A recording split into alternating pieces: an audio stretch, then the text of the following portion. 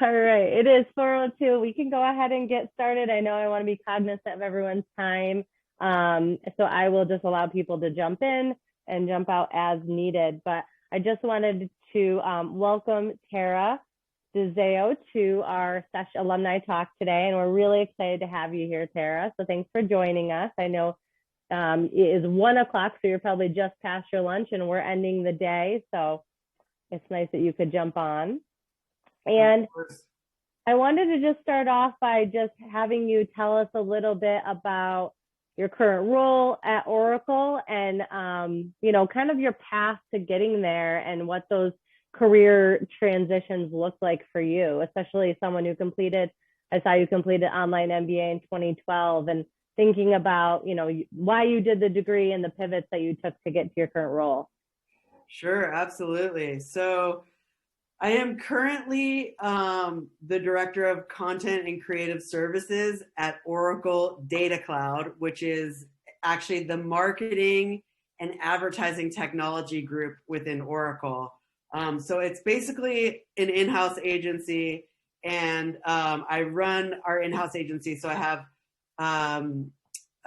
3 arms of my team. I have an operations project management side, a creative team of designers and writers as well.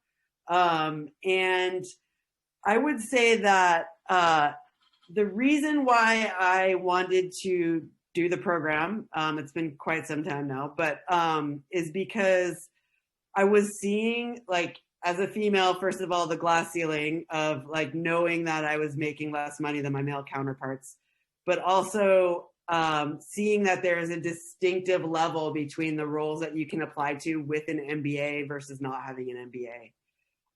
And it was the first, it was the subprime mortgage catastrophe when I was thinking about going back to school. And the company that I was working at was no raises, no promotions. We're barely going to survive this. So I basically said, all right, well, pay for school then. And they said, okay. I just thought I'll throw some spaghetti at this wall. And I did. And it just opened so many doors for me. I would say that my path to getting to where I am now is that I've tried every area of the sort of business development, sales, marketing world, sales operations, channels, regular marketing, channel marketing, and now content and creative. So I feel really fortunate that the program itself was really comprehensive in all the areas that it touched. And then I was able to sort of, realize that in my journey. I sort of figured out what I didn't want to do, which brought me to what I'm doing today. I never wanted to be in advertising or thought that I would be a creative, but I sort of did process of elimination on some of the roles and some of the companies that I was working at. Excellent. So thinking about your pivots, because I know you were at Dell EMC, yes, and then another organization in between. And then so thinking about because I know we have a lot of people on here that are going to be career changing and especially in the online looking to maybe make a pivot. Yeah. How do you prepare for kind of that process? What is your strategy to look at different organizations or to network or especially I know we talked about you're a remote employee, so it's not like you're in an office where you can kind of even have that mingling. So what is your process of applying and transitioning to a new job? Yeah, first I would say the main thing that you need to do is have confidence in yourself and know what you want with a company. Not necessarily the role that you want, but find the attributes of the company that you want, because they're going to show themselves in their thought leadership, in what their board makeup is, what their executive leadership is. If you're looking for a diverse organization and you go and click on the executive team and they're say all white or all men, that's what it's going to be like when you get inside. So really set up goals for yourself. What I want in a company. Does it matter to me if my company is committed to sustainability? Does it matter if my company is diverse? Does it matter if there are female leaders? Figure those things out first. And then, people like me, there's one of me in every company where you'll find someone who is happy to speak to you about company culture, how to navigate a corporate structure, all of that kind of thing. So I always say this, just always ask for what you want. If it's a meeting, ask for that. The worst someone can ever say to you is no. That's so true. Tara, thinking about, kind of building that confidence and feeling like, most people can be a little bit timid or nervous about making the ask, right? And asking for someone's time or asking for feedback. Did you have any mentorship or do you have any advice on kind of how to navigate that if you might not be as comfortable in that space? Yeah, I did have mentors, but also I look for opportunities to put myself out there to make myself feel more comfortable doing that. One thing that's been just paramount for me is being in a networking group outside of my organization. I'm part of a group called the In-House Agency Forum. It's like-minded creative people. They have, meetups and things like that I force myself to go to, even though I don't want to. And so I would say, really stretch yourself and know that your peers are asking. Your peers are reaching out. Your peers are asking for more money than they're being offered. So if you're not doing the asking, someone else is. That's so true. That's so true. Another question would be, in your experience in your career and then, doing your MBA, did you have any setbacks or areas that you felt like you learned and kind of grew from there that you could talk about? Because I feel like, a lot of times we get discouraged by putting in X amount of applications, right? Or going up to second round interviews at a job and then not getting it and it feeling, you feel a little timid to take that next step or to continue to move on. What is your advice for individuals and kind of navigating those?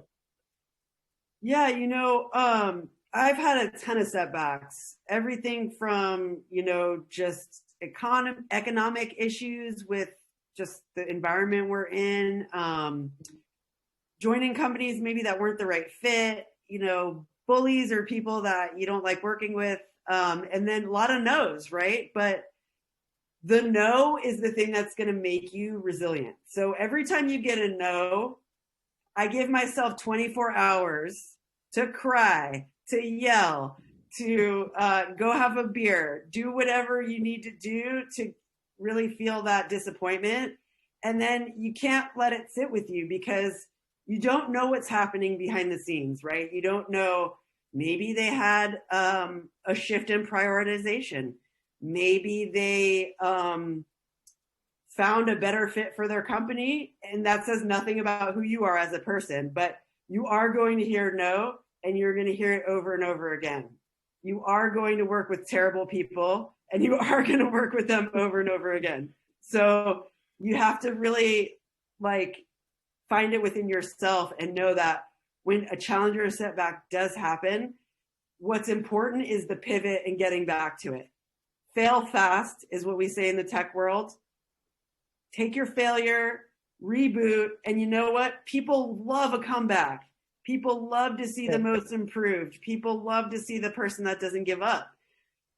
No one wants the person that comes out of the gate strong every time. You want someone that has resilience. So stick with it.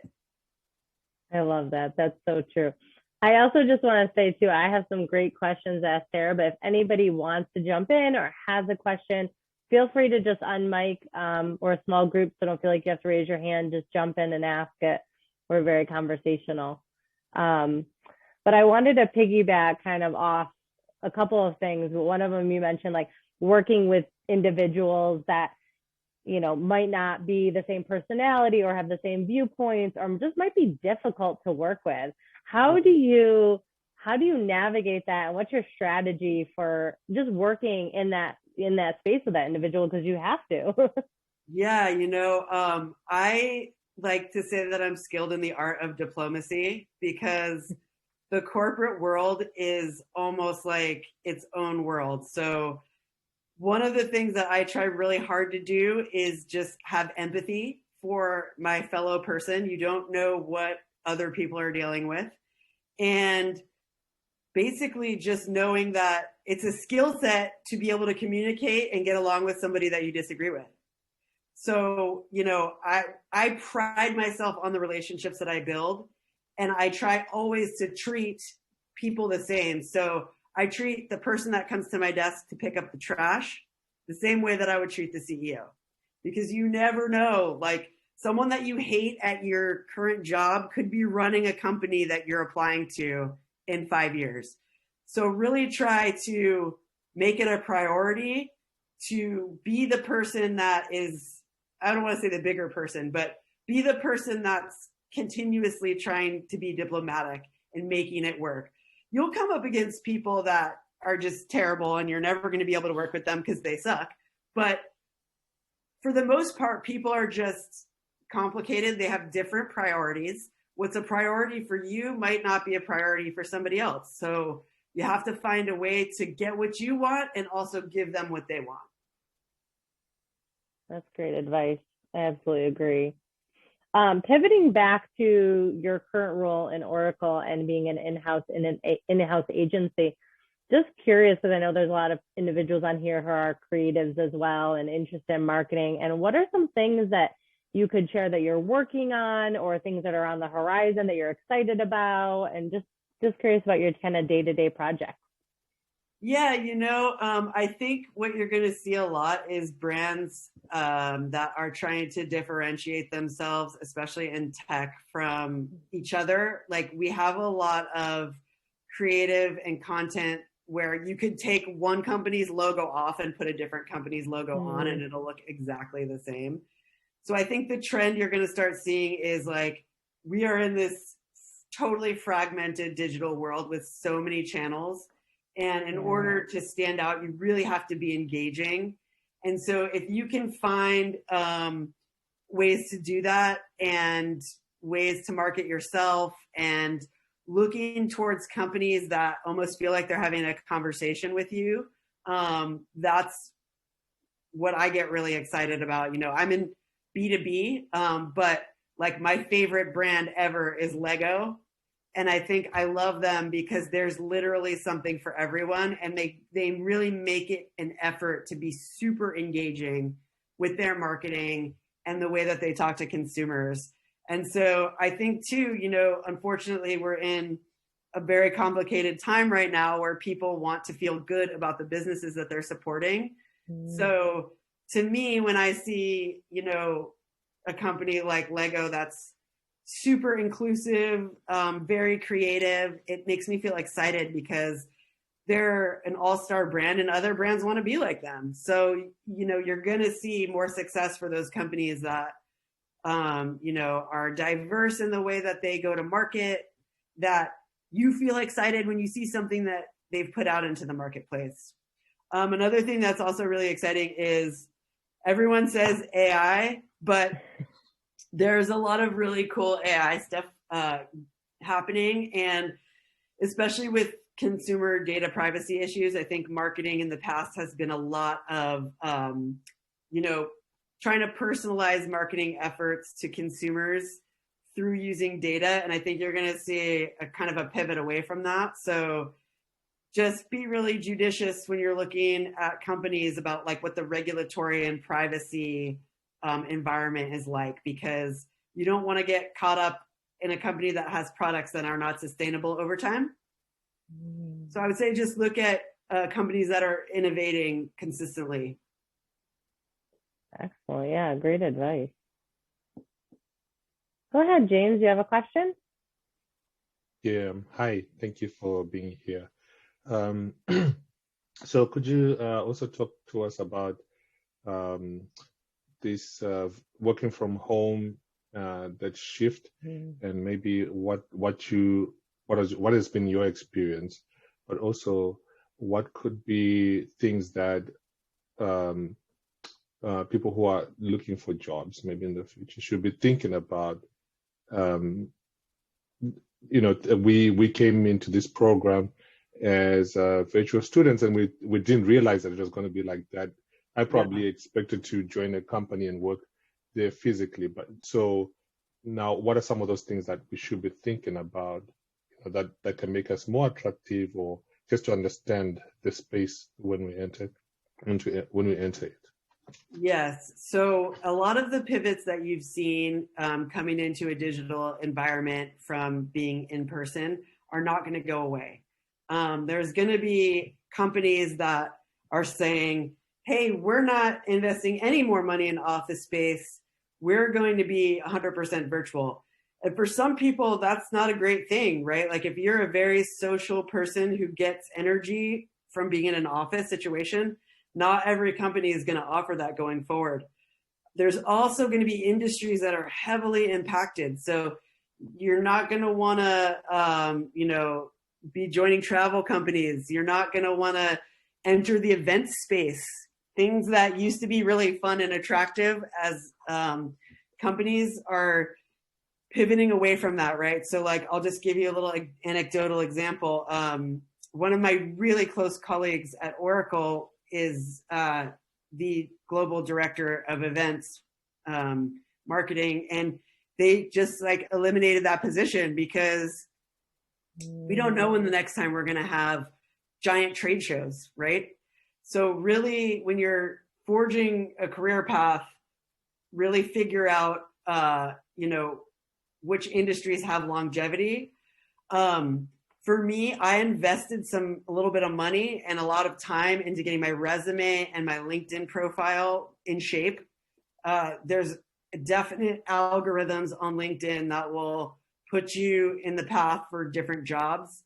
I would say if you have a company that is resistant to virtual environment, dig on that. Ask yourself why.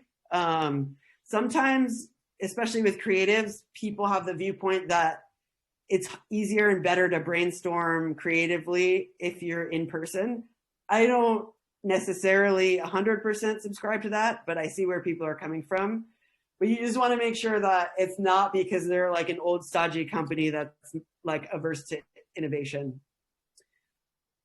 I would say too, I don't know if you guys are, I know some of you are working and some of you are full-time students, but if you have the opportunity to sort of put yourself out there and, attend some of these webinars and free events, or say that you'll participate as a panelist or, a moderator even.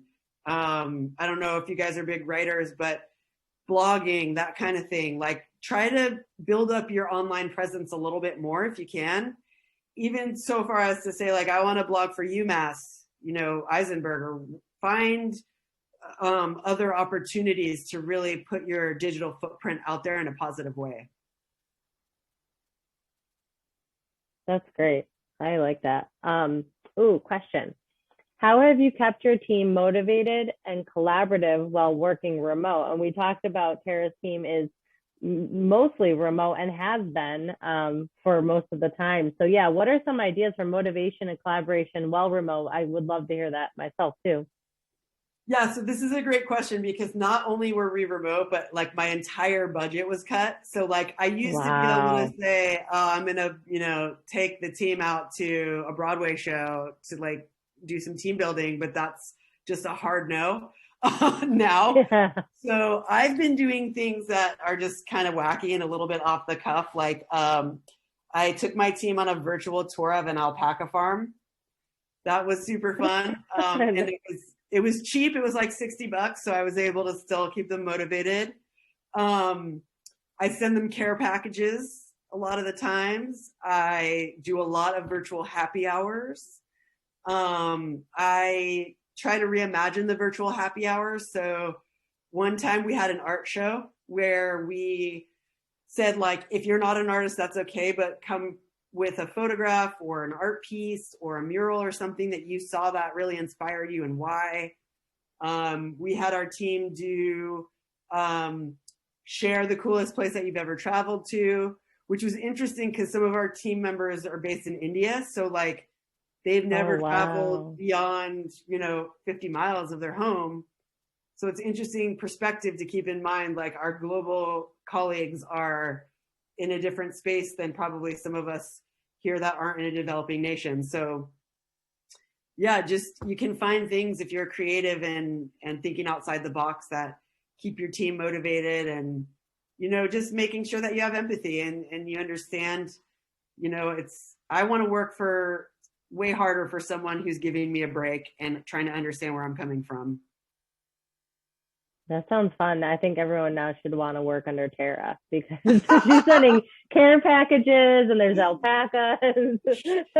Yeah, I spent a lot of investment of time and energy into building my team. And of the 6 years that I've been at Oracle, only one person has ever left voluntarily. So it's a huge priority. Culture is my number one priority on the team because I really want them to trust each other and feel confident working together. And that's really a really important thing for a team.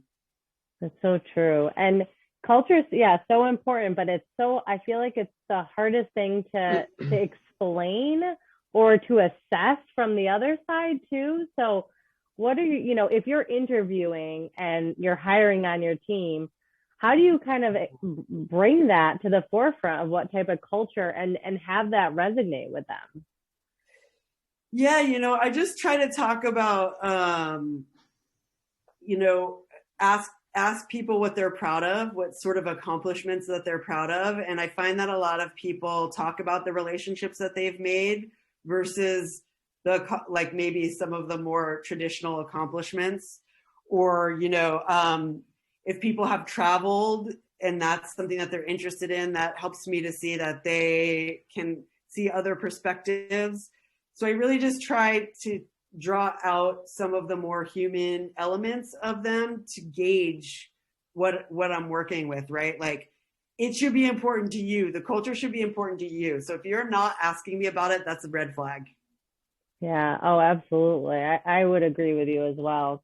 I mean, culture is a big thing. And when you're assessing new companies or thinking about changing departments in your current organization, sometimes culture can feel different from one department to another. Oh, absolutely. And I don't want you to make the mistake of thinking that culture means that there's a ping pong table or a beer keg, because that's not what culture is. Culture is like the feeling that you get being at your job.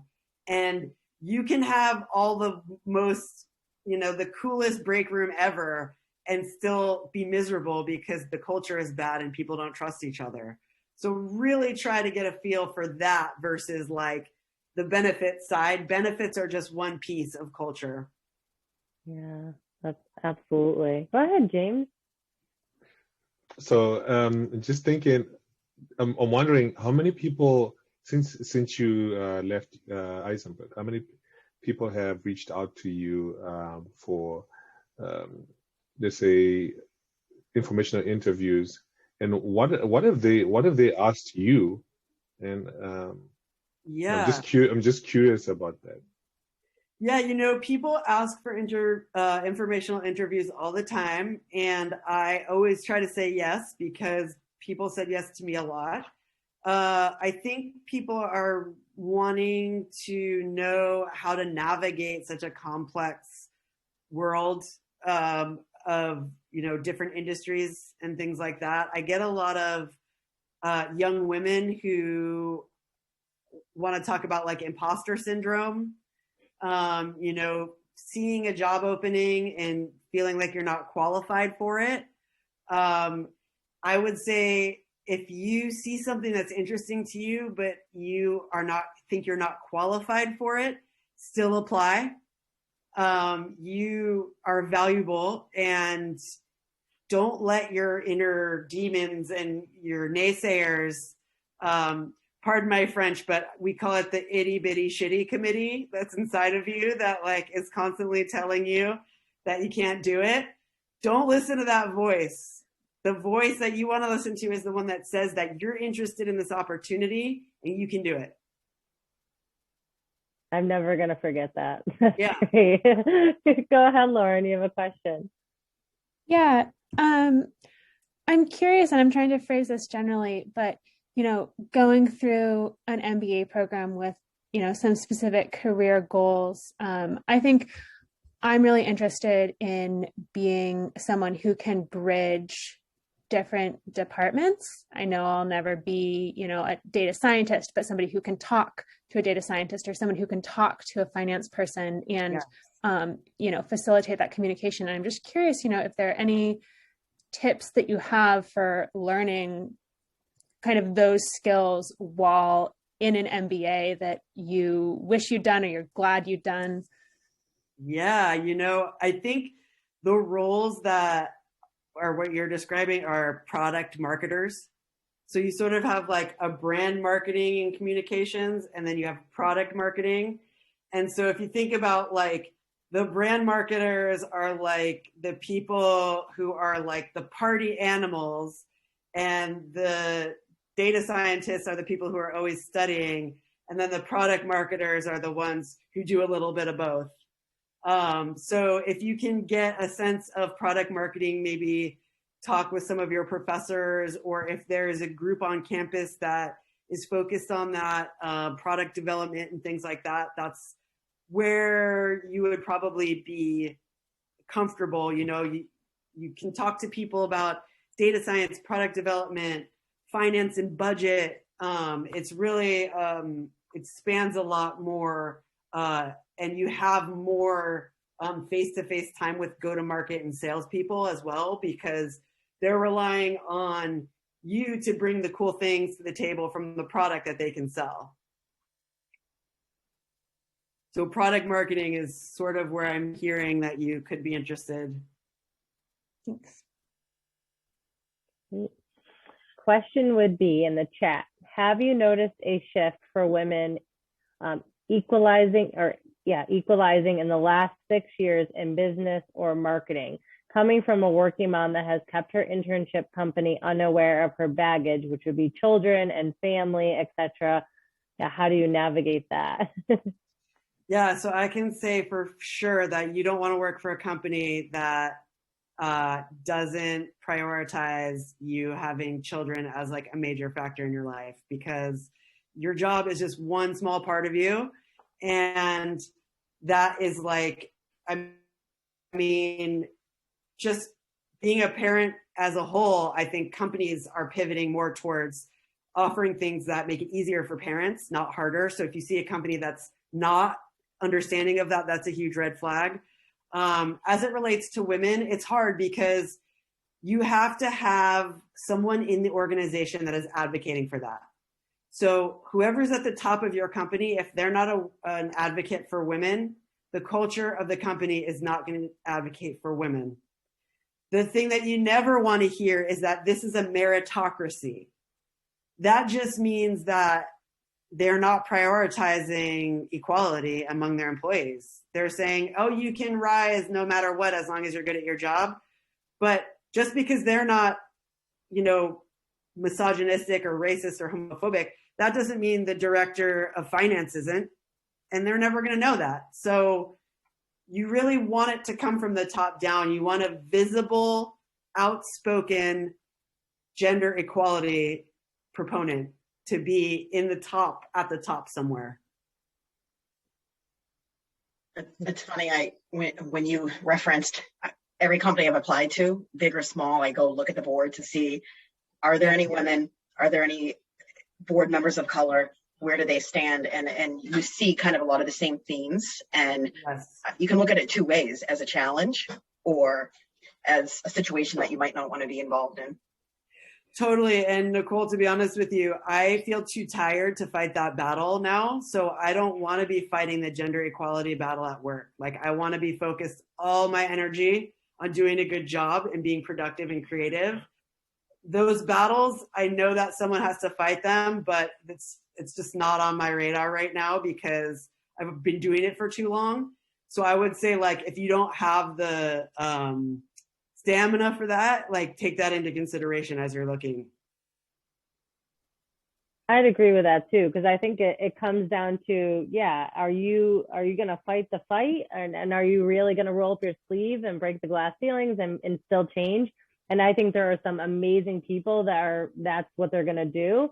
And then I think there's other individuals that, want to come into that supportive environment from the beginning and just do their job. And so, yeah, I think there's two different ways to navigate that. For sure. And, like, power to you if you are one of those people who wants to fight that battle, because it's difficult and it's tiring. But if we didn't have people doing it, where would we be? You know what I mean? Yeah, absolutely. Another question I have too is, I know we talked about the size of your team was about 48, I think you said, and thinking about managing people and we talked about some of the culture things that you do, but when you're hiring, especially within your capacity, what are you looking for in terms of skill sets, but also soft skills or skills that you see are like going to work for your team, but also what do you need?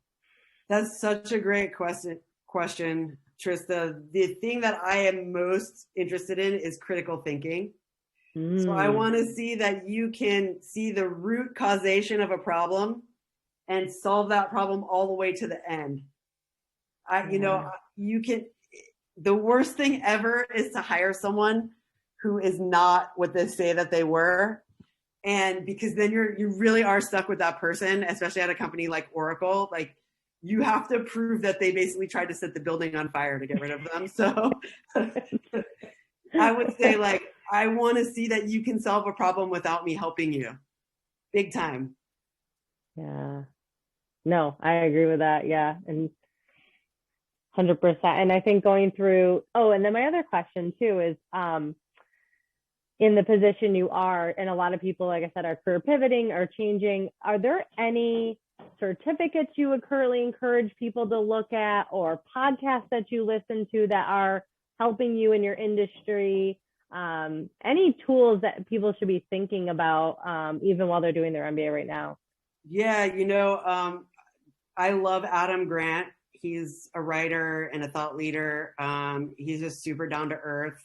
I love Masterclass. Ooh, yeah. There's also a podcast called, and I'm not going to remember it, but the podcast is called Sincerely X.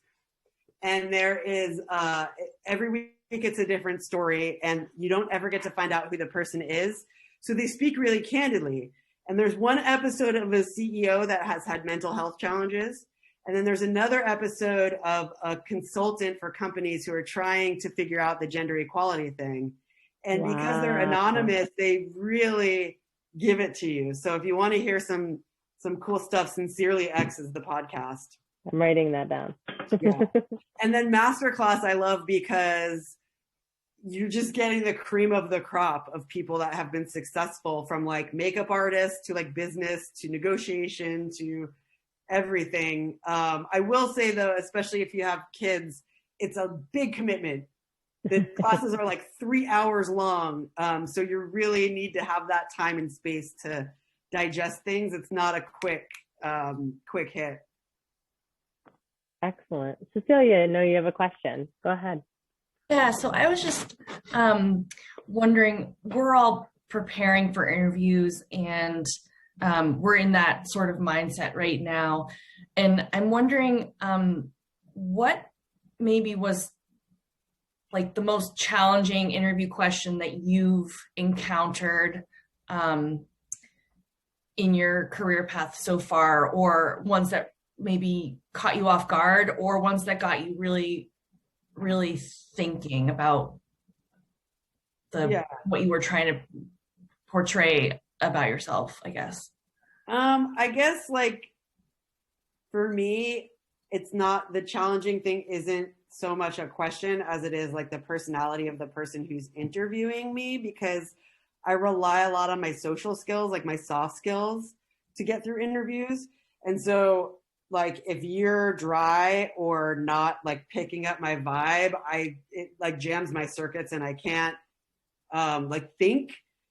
So I practice the pause Like I try to practice like an organic pause a lot. I always have notes next to me. As far as questions that made me think, like when people ask me why I'm leaving my company or why I want to look for something new, that's really a great question because it makes me really think about what I want and why am I leaving and why do I want to take on a new challenge? What am I looking for?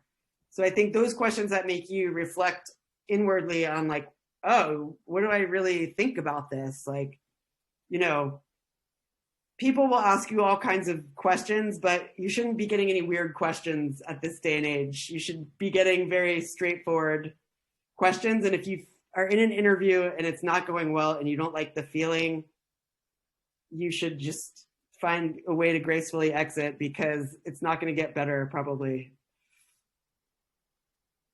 I mean, it's so rare. Like I have never had like an interview where I got off the interview and I was like, that was terrible. It happens, but it's way more normal to like jive with the person. One thing I will say though, is that recruiters, they don't care about you. They are paid on commission and they want to fill the role that they're recruiting for. So you have to find a way to get yourself through in 30 minutes on those are the most important ones because after the recruiters, that's when you get to talk to the hiring manager and the people that you're going to be working with and that. So sometimes it's a crapshoot, right? Like this recruiter might talk to 100 people that day. So just know that when you're talking to that first person, a lot of the times it's really just standing out, getting through that first interview, keeping your head above water, you know, not maybe saying one thing that is memorable so that they remember you. True. And so, Tara, when we were talking about masterclass, it made me think of a question that I'm sure you have some feedback on, especially being a remote employee, but we're all trying to navigate, you know, life and work and a lot of school and all sorts of things. Do you have any advice for time management or kind of your boundaries or processes for making sure everything that you need to get done gets done? But and I don't like using work-life balance because it's just not a thing, but like how do you find some level of organization in everything? Yeah, for sure. So, I mean, the most important thing for you is self-care. And I know that people say that a lot, but it's really true, especially in this environment. It's really relentless. People are working so much harder and longer than they were before the pandemic because you're never off. Like your computer screen is on you at all times. You're working a lot.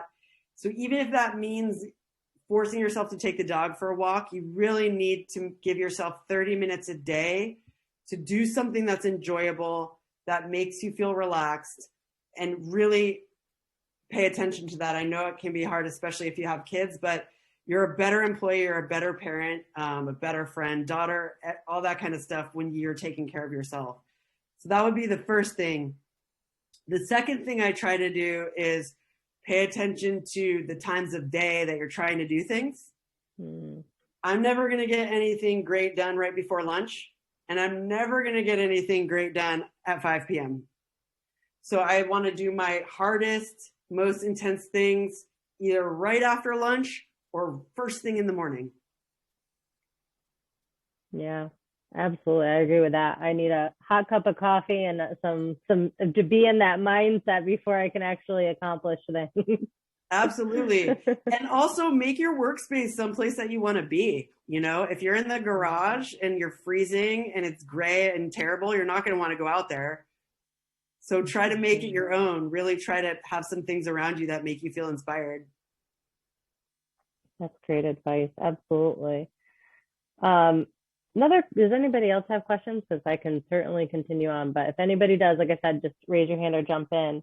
But my question would be, have you had, so in terms of your career path, have you had some really good managers that you feel like you've learned from and been able to transition into your current role and or take into the future? And what made them a good manager? And also, yeah, what did you learn from that time? Yeah, I think my best managers have been people that want to remove roadblocks from me. So they clear the pathway when things are backing up, when you have obstacles. They're the ones that they're not going to tell you how to solve the problem because you need to know how to do that on your own, but they can help clear the path for you to solve that problem. And I also think that it's really important for your manager to have a good reputation inside the company. You don't want to be under somebody that is tainted or has some sort of weird baggage. That's always a huge problem and a huge red flag. I know that's not really something that you can know before you go somewhere, but I've found that the managers that have really good relationships with other people at their level are in a good spot usually. Oh, you also want someone that's going to advocate for you. Like, it's great when I get a raise, but it's better for me when I can give the people below me a raise. So like, if you're at a place and you're not getting a raise for 2-3 years, like that's not normal and it shouldn't be happening like that. Do you think there are particular personality characteristics or habits or skills related to succeeding and moving up in sort of large kind of enterprise class organizations like Oracle? Yeah, I think being super amenable to change and being able to just adapt, like giant organizational changes happen with no warning and at any time. And they'll make really difficult choices and not really, like, they're not thinking about the people, they're thinking about the stock price. So you have to really understand that, like, if maybe you're getting cut in a layoff, you need to be able to pivot and see if there are other roles within the company that seem like a fit for you. You have to be able to see, oh, I see that the company is investing heavily in this industry. Maybe I should start learning more about those products. You just have to be really, really adaptable. That's the number one quality, I would say. Interesting. Great. All right. It is 4:45, so I'll be aware of the time. I have my last question, and then if anybody else has any closing questions, feel free to jump in. But Tara, thinking about your time doing your MBA, and I know you did it online and probably balancing 1,000 things, but is there any advice you can share about, I know you came out for graduation and thinking about finishing your degree and taking what you learn in the classroom and really applying it, or your thought process and that shift. Do you have any general advice for students who are in that transition period themselves? Ooh, that's a great question. Yeah, I mean, like, really lean into your accomplishment. Like, this is a huge deal, what you're doing. It is not easy. It's crazy almost. So really, when people ask you about it, talk about it. When when people talk about challenges, talk about your MBA program. The thing with school, right? It's not that you're smart. That's impressive. It's that you had like sticking power. You stuck with something that is so hard. So really, when you're going through this transition, really lean into that you've accomplished something amazing. And I would say too, like, a lot of the problems that you learn about that businesses are having in your program, same out in the real world. So, we did a lot of really cool case studies about, I remember some of them to this day. Like, I was there during, like, right after Enron. Oh, and yeah. Like the Boeing Airbus, like these big failures and stuff like that. So those things still happen. So really, like, it's one of the types of programs that's really applicable to your everyday life after you graduate. So, I think just realizing that every step you've taken is just building to the next thing. Yeah, that's excellent. Perfect. Does anybody else have any questions before we kind of wrap up? This was great, Tara, and I just want to say thank you. It's so nice to connect with you and and talk and hear about kind of your successes and strategies. And so thank you for joining us. Of course. And I'm on LinkedIn, so feel free to link up with me. I'd be happy to meet with any of you. If you have questions about broader business world or Oracle or anything like that. So, I'm here to be a resource for you. Excellent. We really appreciate it and appreciate your time, Tara. So I'm sure you'll have some LinkedIn requests. Absolutely. Thanks, awesome. No problem. Enjoy the rest of your day. And thank you, everyone. Have a good evening. Thank you. Thanks, guys. Thank you. Great talk. Thank you.